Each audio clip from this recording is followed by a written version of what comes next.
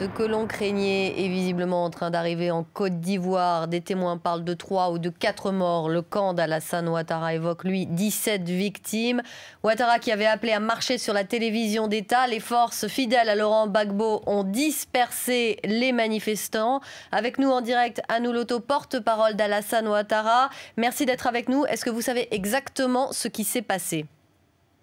Oui, écoutez, de nombreux Ivoiriens ont répondu ce matin donc, à l'appel du gouvernement conduit par le Premier ministre Guillaume.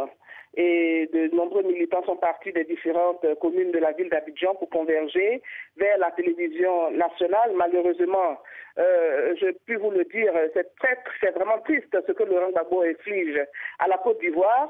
Les hommes armés encadrés par les bérets rouges, le SECOS et certaines forces militaires, donc à la fin de Laurent Gbagbo, accompagnés de miliciens venus du Libéria et d'Angola, donc tirent à balles réelles sur nos militants, sur des Ivoiriens, et nous dénombrons donc pour l'instant 17 morts, dont 2 dames, dans la commune de Trècheville.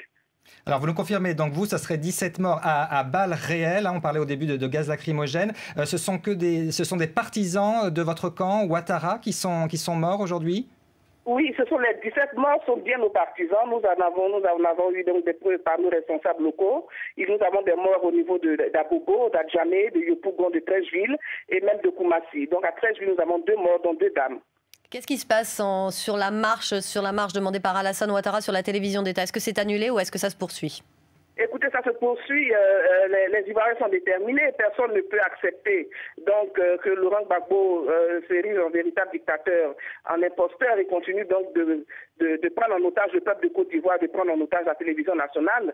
C'est une affaire nationale, c'est dans l'intérêt de tous les Ivoiriens. C'est au nom de la démocratie et de la paix que les Ivoiriens décident donc de faire plier Laurent Gbagbo et de l'emmener à quitter tout simplement le pouvoir. Il faut qu'il reconnaisse le verdict des urnes. C'est extrêmement grave que Laurent Gbagbo aujourd'hui se dresse contre la démocratie et se présente comme un véritable dictateur.